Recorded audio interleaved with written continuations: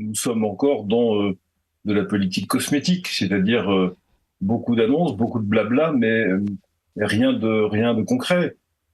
Si effectivement nous avions changé de logiciel, si je puis dire les choses ainsi, pour traiter les situations dramatiques qui ont été décrites par M. Didier, par exemple, évidemment que cette famille aurait été sanctionnée, l'élève en question aurait été mis dehors de l'établissement, parce que il y a un moment où il faut quand même prendre des mesures qui s'imposent, ou en tout cas il serait passé quelque chose. Comme si, en fait, pourquoi déplace-t-on des agents de la fonction publique, quelle qu'elle soit, d'un établissement vers un autre? Ben, quand ils ont fait une faute. Et encore, pour qu'ils soient déplacés, il faut quand même faire des grosses fautes. Là, c'est pas le cas. Donc ça veut dire qu'on est encore dans une logique, de renonciation à l'exercice de nos responsabilités, de soumission de l'appareil public à une culture qui n'est pas la sienne, à une violence qui est inacceptable. Voilà ce qui se passe. Et malheureusement, je crains que ce que j'ai décrit dans ce petit livre que vous avez eu la gentillesse de citer, nous avons eu 5 ans de lâcheté du macronisme à l'égard de l'islamisme en premier quinquennat, on va en subir 5 supplémentaires dans le second. Il n'y a pas de raison que ça change. Non, il n'y a pas de prise de conscience de la part de l'exécutif, zéro, aucune, jamais, sur rien. C'est même pas sur la crise de l'essence, et le fait de dire, être capable de dire que les lumières ne s'éteignent jamais alors qu'on rentre dans la plus grande pénurie de l'électricité de l'histoire de France, ouais. C'est quand même quelque chose de baroque de la part du chef de l'État, si je peux me permettre ce trait d'ironie. Donc non, il n'y a pas de prise de conscience, non, il n'y aura pas de changement de comportement, et j'ajoute pour terminer que la récente visite de Mme Borne et de M. Macron en Algérie,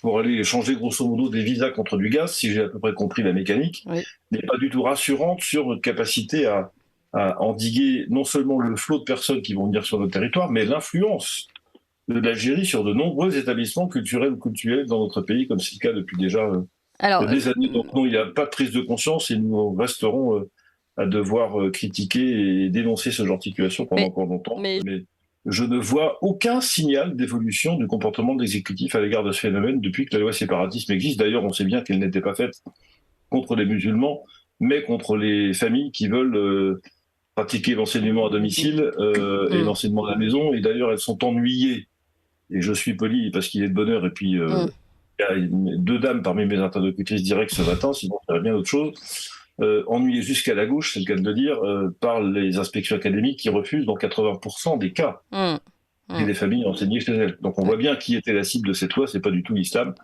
Nous ne sommes pas simplement dans une forme d'affirmation d'une communauté musulmane qui voudrait pousser des coudes pour trouver de l'oxygène dans une France qui ne l'aime pas. C'est pas ça la question. La question c'est, quelle est la stratégie de conquête et d'installation de la charia en Europe qui est déployée par les États musulmans? C'est ça la question. Vous pouvez chercher partout, vous ne trouverez pas dans les textes sacrés du Coran des choses qui disent il faut s'habiller comme ça, il n'y en a pas.